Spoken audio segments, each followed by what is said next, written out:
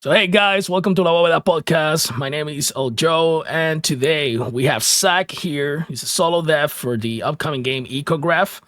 I think, man, every time I talk to a solo dev who is he's working on his vision of a retro survival horror, I get super pumped. And this indie survival horror game, it's this guy's been like 6 years making video games. And this one that he's working, Echograph, it's inspired by classics like Fatal Frame and Resident Evil. So Echographs offers a unique blend of gameplay elements, which I'm excited to discuss with Sach. So Sach, welcome to La Bóveda Podcast. I hope you are good today. Thank you, Joe. And just quickly correct you, my name is Sach. Oh, it's Sach. Yes. All good. Yes. I like this spontaneous stuff. It's great. So it's Sach. Yes, sir. Great. Nice to meet you, Joe. And very excited for this. Awesome, I love man. talking about survival horror in general. And this game has been one of my biggest passions for a while now. And just getting a chance to talk about it and lift my head up out of the sand always feels really good and fulfilling. Yeah, man. Thanks for giving us the opportunity to have you here. It's super good. I've been watching everything that you've been putting out on your X account. So guys, if you're interested in the kind of games, which of course, if you're in La Bóveda and you're watching this, you are. That's the handle for Sach_indie. Go there on the X and follow Sach. I keep saying Sach. So you can get updates on this game. So I have a couple of things that I want to point out about it. Sach, you can correct anything if I'm wrong, but this game feels to me that it has this inspiration from isometric cameras, right? Like old school feeling. And then it has that, It's like a mix of that with a fixed camera, but then it makes transitions to first person perspective. Yes. And I found that very interesting because even though I've seen it, this is something that it's becoming like popular now. I just finished the Outbreak series the other day, and you can play tank controls, you can play fixed cameras, you can play over the shoulder and first person, and you just swap it with one button, which is Wow. one of the things that I don't know how they pull that stuff up, but it works because you can, there's a gamma of gamers out there that they made peace with one style of gaming and they don't want to change it. I'm one of those. I love tank controls and fixed cameras and isometric looks. I'm a fool for that. So I was going to ask you a couple questions. So let's just you've been 6 years making games. What inspired you to embark on this, aside from the 6-year journey you've been developing games? What made you start working on Echograph, and how has the game evolved, from the minute that you started to right now? Oh, yeah. It's a very interesting question. So, interestingly enough, what ended up happening was that growing up, I played PS2 games. Because of modding my PS2 when I was a kid, I got into programming. I would not have gone to programming if it wasn't for all that stuff. And through that, one of the main things I remember playing a lot of was Fatal Frame, of course. And that had a pretty big impact on me. I was not able to finish the game as a kid. Very scared. But as I got older, I got back into those series, and I played the Resident Evil 2 remake somewhere in, 2019, 2020, whenever that came out.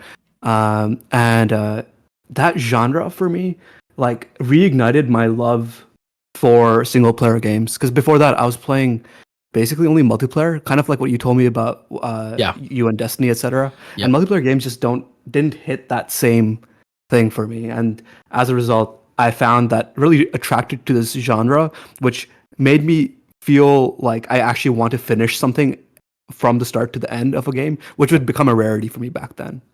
And over time, I was making other games. None of them were sticking. They never had the great idea that I had there. And then I just kind of went back to my roots, and I was like, what is the thing that really inspires me to work on games in the first place? And that is a good narrative experience and solid gameplay, right? And the combination of those two things, the story that can only be told through games, is the kind of thing that really speaks to me. Yeah. I think you touch a really important thing right there, a really important point, and I've talked with Capita a lot of in La Autopsia when we were analyzing games and how important it is, especially for this genre of video games like survival horror or psychological horror games, to have to strike that balance in between the gameplay. It has to be solid, right? And then, of course, you need to have like character development and the story. It doesn't matter how you tell it. We've been playing games for a while that they're like 50-50 scenes and voice acting with notes scattered all over the map when you're playing, but it needs to be cohesive, right? It needs to be like, it needs to tell a story and keep you hooked on finding the next note or keep you hooked for the next scene. And a lot of things that we observe when we're analyzing the games is like there's a lot of people that they may know, but they fail to give that pay, like that pay at the end, like the payoff. Like if you're Exactly. you're working towards a scene, and then there's a Mhm. puzzle, and then there's a fight, and there's another puzzle, and then there's a fight, and there's no payoff regarding what's happening with the character, what's happening in the story. Then people start slowly getting less interested. And if you go and pull out the numbers, those are the games that people just leave without finish, without finishing. And there's a lot of indie games that really hit that point. And unfortunately, there's a lot of the recent AAA games that are not hitting it. Where we were talking, I was talking the past week with the guys from Residence of Evil for their work. They're working on the Resurrection film, and Mhm. it's the same thing. They nailed it with the Keeper's Diary. You felt like you were in the game when you were watching the short film. So I'm pretty pumped and happy to hear that coming from you that you're taking that into consideration when making the game. Oh yeah. So I think the unique thing about horror is that like normally stories are shipped in a like 3 act structure type thing, you know. yeah, Um, and with horror, it kind of you're almost like managing the person's heart rate over time. It's like a sawtooth wave. It goes up and it goes down, and it goes up and it goes down. You have to create lulls between moments of intensity, and that juxtaposition between the two areas, like, oh, fighting someone right now. Oh, I'm in the safe room now. Oh, it's like a completely empty area, and suddenly, oh, there's ghosts in that area, or zombies in this area, like that kind of thing.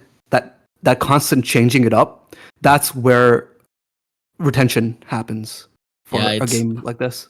You remember when you were playing Silent Hill and you have a very long hallway and you have 10 doors and you open 10 doors and there was only one thing waiting for you and it was the last door. You didn't know. And then you start losing that grip. You're like, there's nothing gonna happen. And then they just pop out and you just take the heart out of your chest in one split second.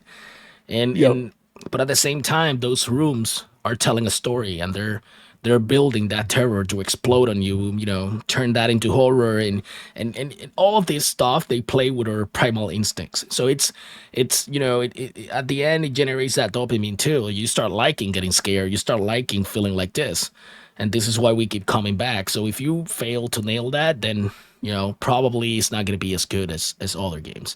And Yep. so combat mechanics, I saw some of the clips. Actually, I think I enrolled on your beta testing or some sort you have in your page, and Yep. We should I that. I saw something about the mechanics.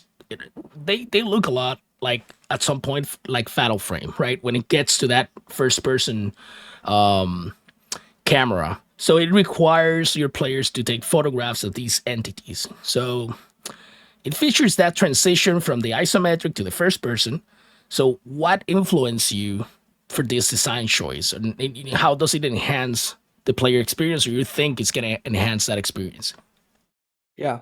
So uh, this is the first time I'm gonna be talking about this, but I'm actually changing up a bit of the how the camera functions uh, from what it looks like right now on my Twitter page, for instance. Yeah. And the main reason is that I've had a lot of feedback, and I've been testing it a lot, and everything about my like games combat is designed from feedback first. So every month, sometimes every week, I'll be running playtests with people. Okay. I live in New York, so it's very easy for me to find people to playtest with. And in the early days, Echograph used to be a first-person game, Okay. and a lot of the camera mechanics were pretty much exactly like Fatal Frame in the early days.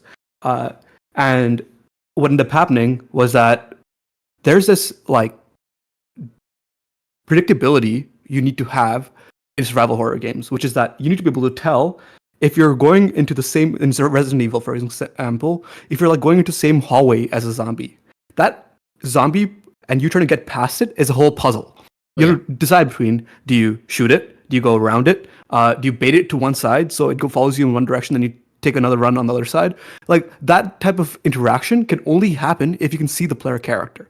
Yes. Uh, predictably. You can do it in first person too. It's just that it's not going to be as predictable for the player. The player needs to be able to see the whole character's model to be able to dodge things accurately.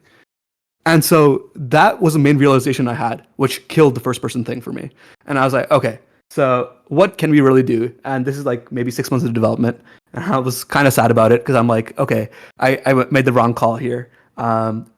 Partly for technical limitations, I had done that earlier. But now I'm like, okay, so now let's figure out other perspectives. So I tried out fixed camera angles, and that spoke to me. But something about just jokingly setting up an isometric perspective. Oh, yeah. I had recently played like Crow Country or something at the time, and I was Oh, like, yeah. Crowd Hunter's so it's good. like, yeah, exactly. And I was just like, I got to give it a shot, and I did. And then I'm like, okay, so now I need to figure out this problem of going from uh, like isometric to first person, which honestly speaking was a huge design challenge because making that feel snappy and fast with a free isometric rotating camera Oh, yeah. is tough.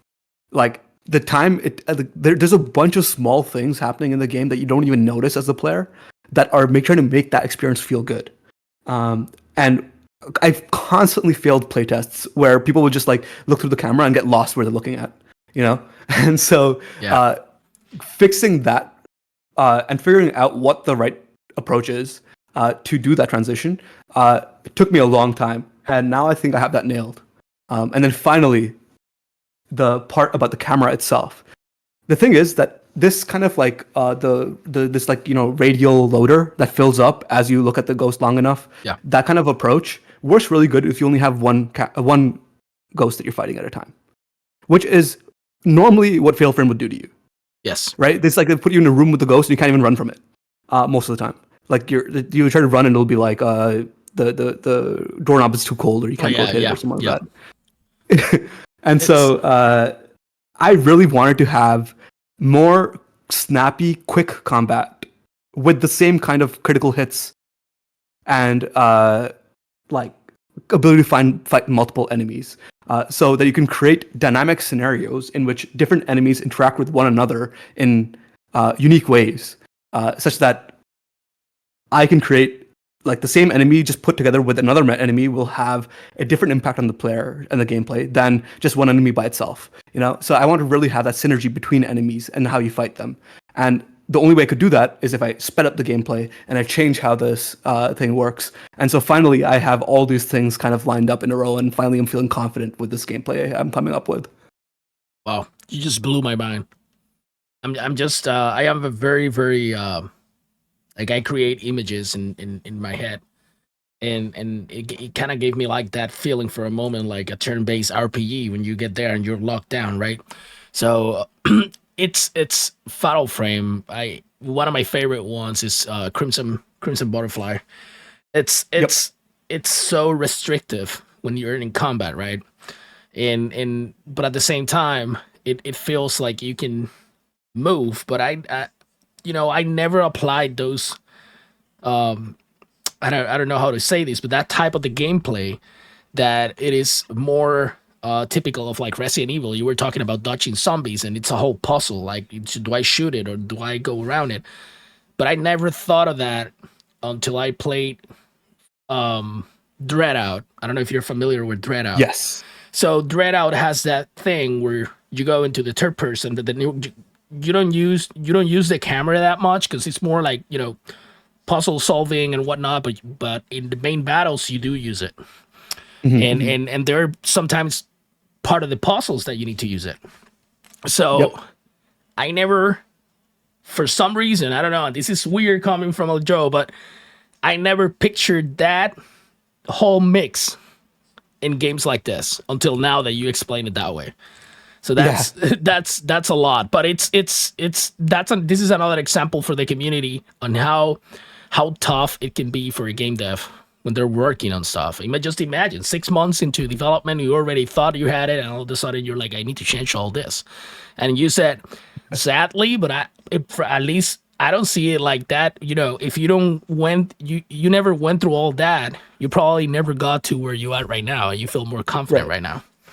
Right. I feel like online, I've looked at a lot of people trying to justify why fixed person is better than third person or first person for survival horror games. Yeah. But I think this game dev's perspective is actually kind of lost oftentimes in the conversation. People talk about like the fear of what you're not able to see oftentimes, and I Yeah. think that's a part of it for sure. But there's just like that gameplay part of it that you cannot predictably but dodge zombies. That is just It's like the nail in the coffin for me. I think the combat systems that make these genres so famous and legendary. People sometimes forget that sometimes less is more, and we need to always like go back and remember, try to put ourselves. It was the 1990s, and they're developing this all perspective started with Alone in the Dark, and then Capcom capitalized on it and put it in his new Sweet Home remake they were working that turned out to become Resident Evil, and they had restrictions. When Mhm. you're developing a game, and that was like in the 1990s, so you can imagine they were making what they could with what they had. Yep. So one of the things that I keep saying to my buddies here at Discord and the community is like, you just need to like, they didn't choose that super uncomfortable camera and controls because they wanted to do the game that way. It's just like that. Those were the capabilities maybe of the console and the framework they were working at. And Yeah. and and you can see it if you look like documentaries and when they were making Silent Hill. So you can see like the all the buildings were cut off. They didn't have a roof. I'm sorry, and just the map ends and there's nothing, and all of that got covered with the fog. So Yep. it's one of those things that sometimes less is more because they relied completely on claustrophobic environments. It was a very linear game, but they put you in situations that made you want to just put the controller away and press pause. It was very uncomfortable. So I think that the magic behind this type of controls is that when you have fixed camera or you have an isometric loop, you have like maybe 40% of your brain already fixed and trying to figure out, how do I need to press the analog or the D-pad just to get out of here, or the keyboard onto dodge. So there's a lot into it. Plus, you have the soundscape and you have the sounds and the environment. The game's eerie, scary. So it's pressing all your buttons at the same time. Yeah. So it And in order to attack, you have to stop. You cannot move around, yeah. like all that stuff. Oh, one of my favorite ones. People hate it, but these games that you need to stop to shoot. Yeah. I see like all these young kids and even my kid plays my games with me sometimes, and he's Yeah. like, why do I need to stop? And I'm like, just calm down. You need to find a strategy. It's all about strategy. And he's like, but they could made it so you can run. And I'm like, no, it would take from the game, you know. Yeah. So it's And so it's I had that actually the same realization for my game. So I used to make the player completely stop, and now you move just a little bit, so that people don't feel like they're completely stuck. But you're like the first time, when my girlfriend tried playing the game, she's like stuck, and she's like so mad at me. She's like, I cannot move, I cannot move. So to it's give them something nowadays, I think you cannot completely take it away anymore, yeah, yeah. but it can't take away from the feeling. So I was gonna ask you regarding the combat system. So the game requires player to photograph entities. These are ghosts. Like, I know it's how do you I call them echoes. Yeah. echoes? Okay.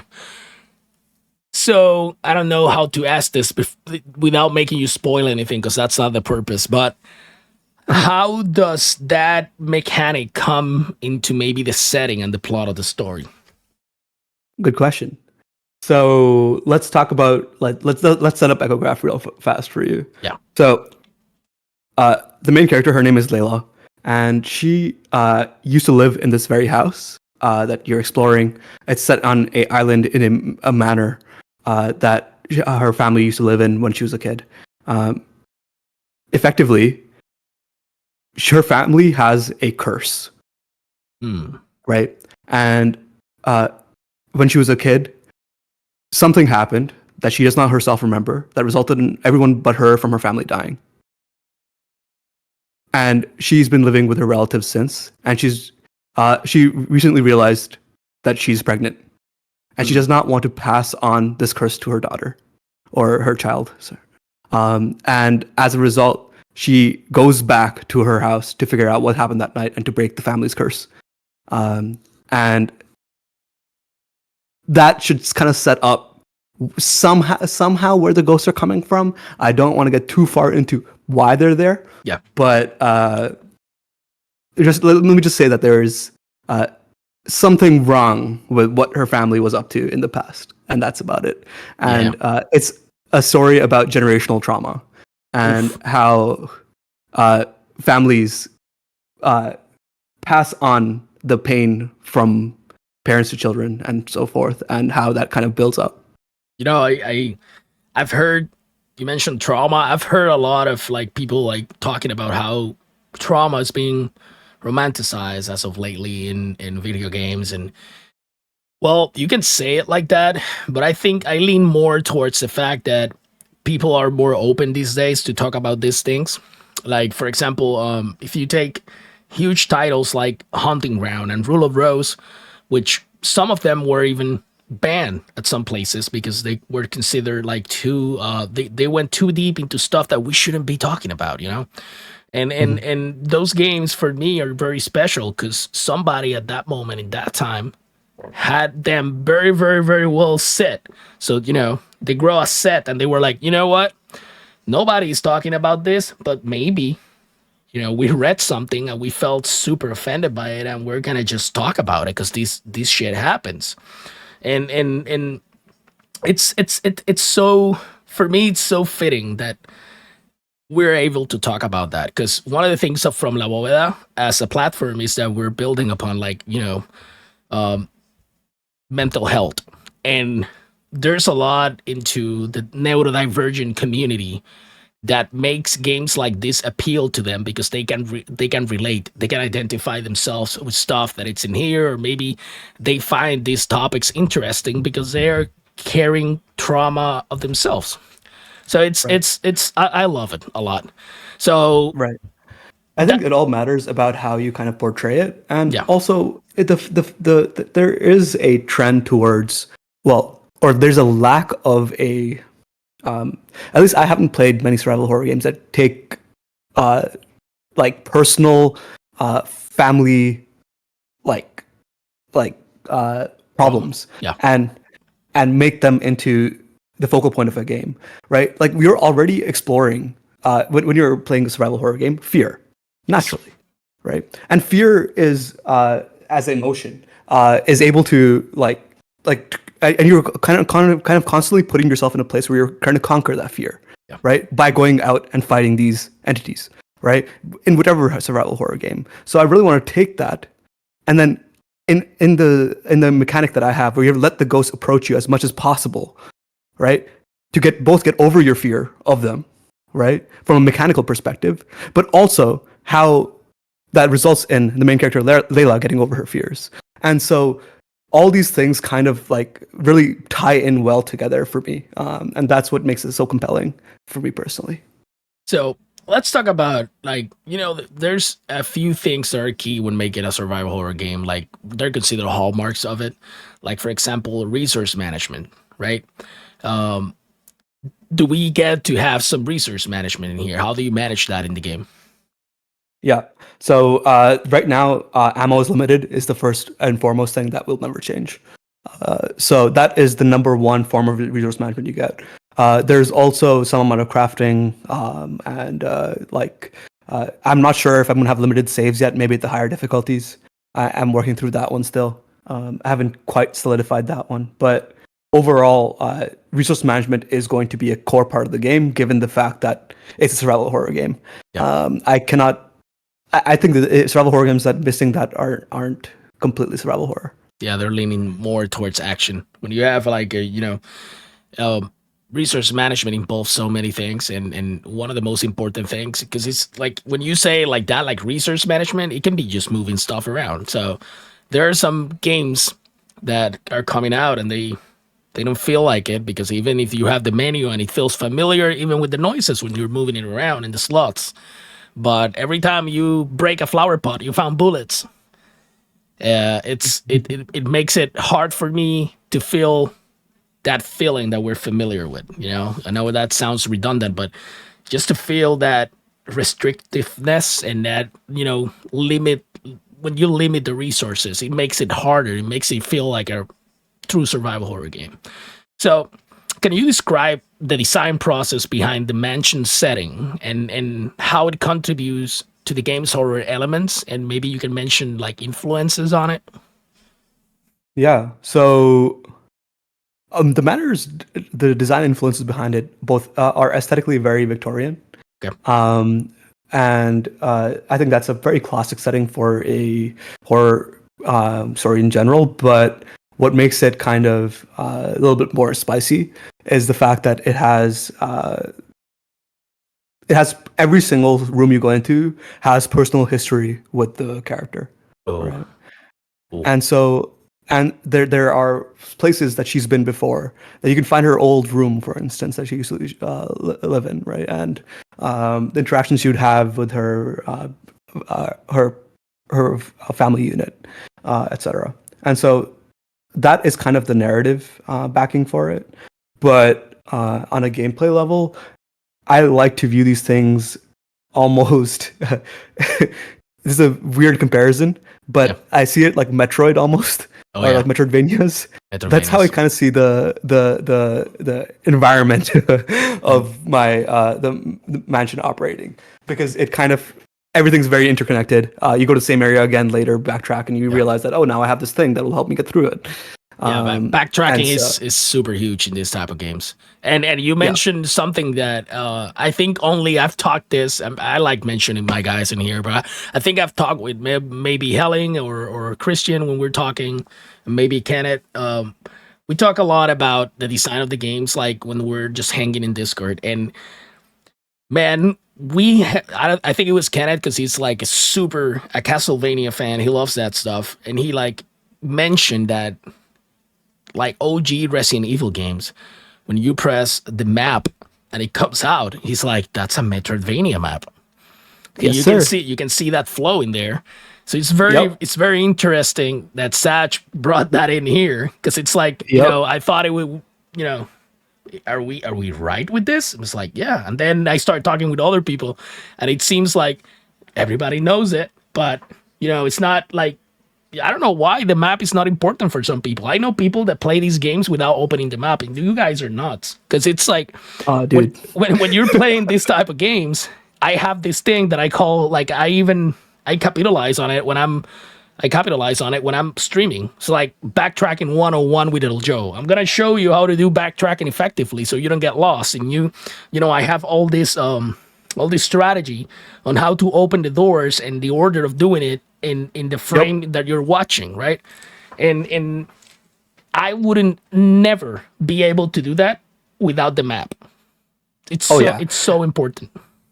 I agree with you completely. I even like the fact that when you can see on the map what resources were left behind. Yeah. Some games do it, not every game does it, but I personally love that, and I want to have make sure that Echograph has that. But the what I love about like you get like halfway through the game. Like I was replaying the Dead Space remake recently, or even RE2 remake when Mr. X is chasing you, right? For Oh, instance, you have to like see the minimum number of doors you can open to get your task done. yep. You're planning it in your head because you don't want to like waste time and you don't want to like use up resources. And so I spent more time than I probably should just looking at the map. I'm like, survival horror is a map simulator half the time. It's So like, game devs are, if you're watching this, I hate when you do the map and you open the map and the map opens like an overlay on top of the gameplay and the gameplay doesn't stop and I get my ass beat oh, up. dude, Bro, yo, Dead don't do Space that, does that all please. the time. Don't do Oh my that, god, please. I got pretty annoyed by that. Yeah, no, but okay, I can hear the argument for that too, where you're like more immersion, but I don't know, man. I don't know. There's something about it. You could, man, you don't have an idea how many shorts I put out of me cursing and throwing stuff out, and then I'm screaming at the camera like, "Why you make the game? Why?" It's like it's I guess it's content just to have fun with the guys, but it just like Yeah, it's part of the experience too. That kind of stuff. I'm never gonna forget about those games. You know what I mean? yeah. So it's not that it's a bad thing. It's just like it adds to the game. Oh So yeah. Sach, let's talk about enemy design. So these Yep. spectral entities in Echograph, how do they differ from the traditional horror game antagonists? Yeah. So for one, they can go through walls, man. Oh my god, no. See what I'm talking about? I was just talking about this kind of stuff. They Oh can man. go So through okay. walls. Oh my god. So sometimes that's annoying, but I do it in a tactful way. They Okay. know where the walls are, and they don't spend that much time in walls on purpose. So that's my trade-off. But if they're ghosts, they should be able to go through walls once in a while, Oh my god. right? And they have to like bounce up and down to try to make it hard for you to like hit them. And so there's going to be some of that for sure. But you won't have to deal with situations where the ghost is stuck in the wall forever, and then you just have to wait for it to come hit you. I don't like that, obviously, I don't know but if you there's some amount of. I don't know if you're seeing my face, man. I'm already sweating. This is gonna be So great. one of the things I'm currently working on is that you will like if you're in a room, and some of the rooms you can have like a ghost follow you into. So it'll like you'll start seeing its arms approaching from within the door, right? And it'll like phase through the door Bro. and while you're trying to like pick up items and whatever from the room. So there's gonna be some of that type of stuff. I have something But in yeah, here that I saw from your videos, and I was just gonna ask if there, this is just something that Joe and my neurodivergence came out with, and I'm just like, I will die if I don't ask this to Satch when I'm talking with him. Do you have, or you thought about maybe when the ghosts are approaching you and you need to do something in that room, right? Maybe have like this, like a kind of like ghost trap that you can trap them for like a time frame, and then you can do your own stuff. But in order to get those traps, you need to assemble like items and stuff. yeah. It's So interesting that you talk about that. So I actually have something on like that, which is also currently in implementation. So one of the things you can do in the game is that you can have environmental interactions. So if you take photos of certain things, it'll add damage to your score. For example, if you have a light in the photo alongside the ghost, you'll get a bonus for the good lighting, right? okay. And so there's some amount of like environmental interactions. One of those environmental interactions is that like you can have like this like bag of salt that is like hanging from a ghostly thread Yeah. off the wall or off the ceiling, and you can shoot that. Take a photo of that, and I'll evaporate the thread. It falls down, and it creates like a slowdown area, right? Ooh. And so in that area, like you can now take photos of the ghost. You can set up the best like environmental bonuses for it, etc. And so that's kind of where the like interactions will happen. And so I think salt is kind of like the recurring, like I guess, Yeah. Yeah, it is. Rock the salt. thing that you use. Yeah, exactly. So another thing that you can do with salt is that if the ghost grabs you, which you might have seen in my videos, you can actually press one of the trigger buttons to throw salt in its face. Yeah. It's the same resource, Yeah. right? And it'll knock it away. You know, You can also specifically from that one is that this question came to me because I saw that and I said, well, clearly whoever's working on this was before I followed you on X and sent you the message. I said, whoever's, working on this know about the lore behind Ghost and stuff, which it's already you're already drawing me in. And then it came to me as I'm watching the gameplay and I see the isometric look and everything. I said, well, maybe, you can get, oh my God, maybe you can get something and gather some things just to combine them and make like a pentagram stuff with salt just to slow them down. And it's like, I go to places. My mind goes to places. So no, you're right. The other thing is that you take the same salt, you should put it into a shotgun. Oh yeah, yeah, yeah. That's what I want to hear. It's awesome. Yeah. So some stuff like that, crazy stuff like that, I'm considering. But yeah. Sach, as a solo developer, what were some of the biggest challenges you faced during the creation of Echograph, and how did you overcome them as of now? Yeah, I mean, honestly, the difficulties in the game, making the game, is actually not so bad these days. Obviously, I have to learn everything. Yeah. And I guess 6 years of that, so some skills were learned. But what the real difficulty is getting people to care about your game.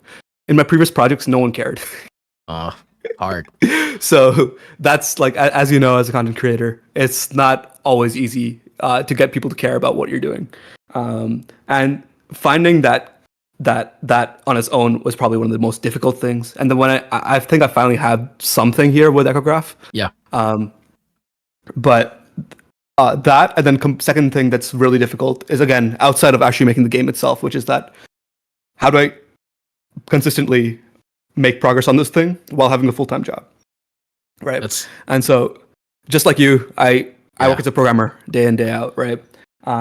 It's tough for me to make a commitment to do this full-time right now because I have nothing released in the past. I don't have any like monetary means to do that, and I have a family to support, right? So it's like I need to do something to keep the money coming in while I work on this on the side, which makes it very hard if basically all day long I'm grinding, Do you plan to use like platforms like Kickstarter and some sort? I have considered it, yeah. I think I will consider that a little bit further down the line after my Steam page and everything is up. It's a very helpful tool, man. It's one of those things that it's out there, and you have people like, the people that watch this content and communities out there that love survival horror that are more than happy to be part of game developments and helping game devs like you that are working on this solo. It's if we talk about community engagement, it's one of the best things ever. And I can tell you right from the bat that when I saw your game scrolling, maybe you're familiar with this, but man, you type survival horror on the X search bar and it's crazy. And then all of a sudden this game pops out and automatically, bro, like it was like it hit me.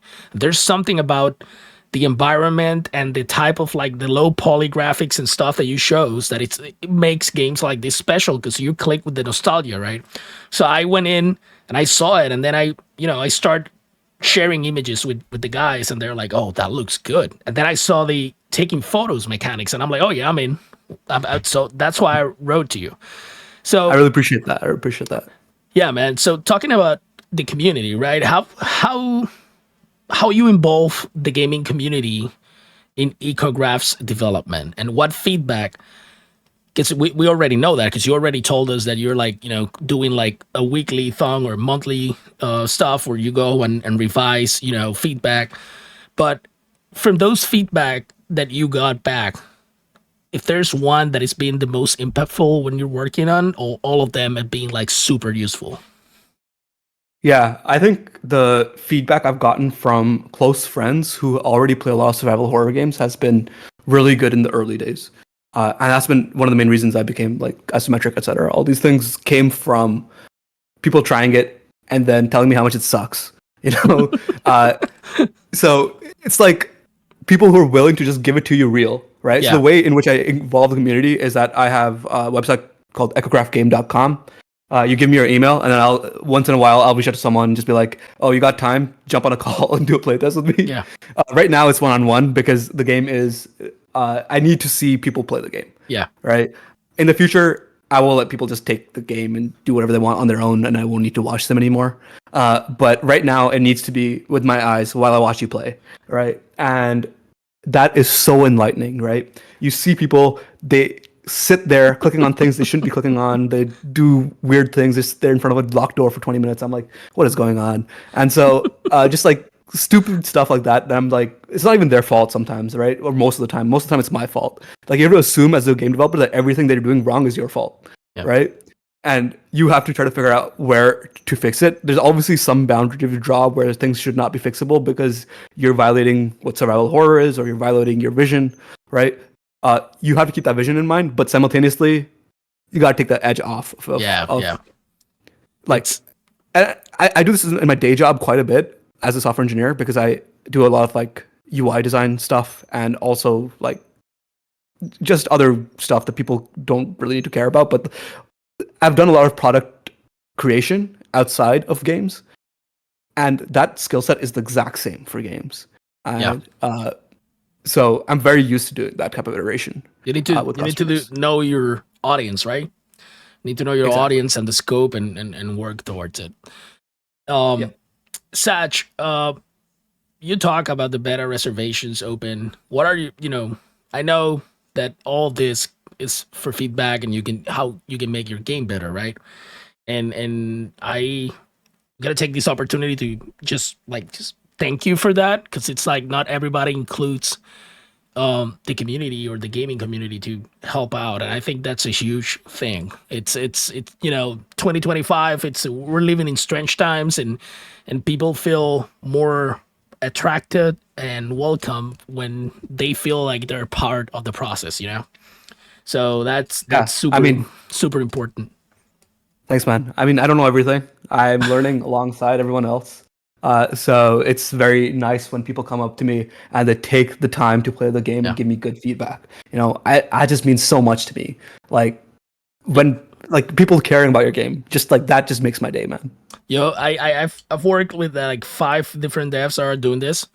And the last one that I work, I just recently put out, like it was last Saturday, and man, the dude, he's so humble, and so down to earth. He was like, "Oh, thank you, man. I had like 5 different notes that I took for seeing you play." And it's hard, man. Like I can, like I told you before we started recording, I don't know how you solo devs do this. Like it's like it's mind draining. So thanks, Yeah. man. So beyond Echograph's release, right? Do you have any plans for additional content sequels or other projects, or are you planning, or do you have in your mind continue making survival horror games? I'm gonna stay tight-lipped on that because I don't know what will end up happening after I release this. Yeah, My goal for releasing this is sometime end of next year. yeah. So until then, this is the only thing I'll think about. I have ideas that come to mind, but I will not entertain them. This is my one focus. So your focus on this is great. So hey, man, we're getting to that final stretch here in La Bóveda podcast, but I'm gonna introduce you to La Bóveda quick fire questions. So I'm gonna ask you 2 questions, and you try to give me your best answer, man. Like the first one, can you give me your favorite survival horror game of all time? Resident Evil 1 remake. Oof, what a choice, man. What It's what a easy. choice. It's that 50-50 between looking good and not lessening the difficult, because that game is difficult. That game Dude, is I difficult. love that game so much. I Yeah. love it so much. I replay that like once every 6 months or something like that. So your biggest inspiration, which game developer or studio has most influenced your work? Oh wow. There's so many. That's the thing. I'm standing on the shoulders of giants here. Yeah. Uh, uh, I think uh, I think probably each part of the game is inspired by different people. So let me try to think. I love doing this. You put me on the spot here. There's so many people in this space I respect so much. Yeah. So, Give me top okay, three. artistically speaking, I think it's probably gonna be like for like the isometric style. I have to like say Crow Country, right? Because that's Oof. what ended up. So SFB Productions, I think, is their name. They're I've played their like Tangled. I forgot the name, like the detective series that they have. I've played their non-survival horror games, of course, like the other puzzle games that they have, and their puzzle language is so good. Oh They yeah. just know how to make puzzles, Yep. right? And all that stuff definitely is a pretty big inspiration for me personally as a game developer, both on Echograph and in general. Other than that, I really also really love the puzzles of Jonathan Blow. Uh, Yeah. random guy to call out, but uh, big fan of that guy. And then survival horror wise, outside of SFB, um, I really so artistically another one. Hmm, I think it's probably going to be. I think you did an interview with him already. It's the guy Casper Crows who did Oh yeah. Alyssa. Oh man, Yeah, Casper is such a great guy. yeah, He's special, and then it's. I think he is. I consider him one of the modern. I don't know. He just made that game, bro. That game is so unique.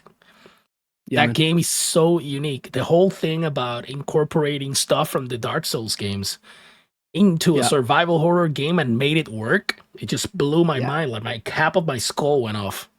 And yeah, and yeah, and then on top of that, he's super humble. He's easy to it's just a whole thing that combines to create that. For me, he's a masterpiece. Alisa is so good. So oh yeah. I'm gonna ask you one more. What's your favorite All right. movie? Horror movie? Hereditary. Game is Oh, very much inspired by it. Capita, you're if you're listening to this, you will. That's the other my friend that we make the other La Autopsia. That's one of his favorite movies.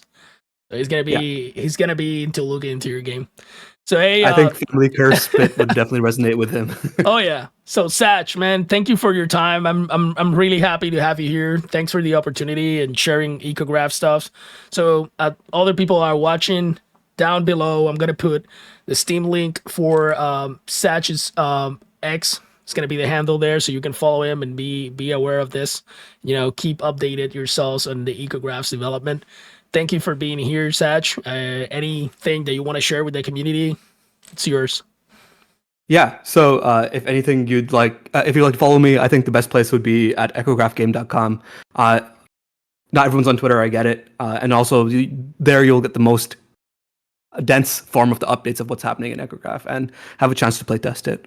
And I just want to take this moment to thank you, Joe, for having me on. Right. Have a great time talking to another survival horror fan. Yeah, yeah. And Yep. love what you're doing with Labo Video. Oh man, thanks a lot. We're trying to build something here special, and it's slowly shaping. And there's people out there like you making good games, and we're gonna keep talking to you guys. So hey man, don't be a stranger. And if at some point in the future you feel like you're more ready, you want to talk a little bit more, we're here and we're backed up with a bunch of beautiful people. So guys, make sure to follow those links. Until the next time, thanks for being here. Thanks, man.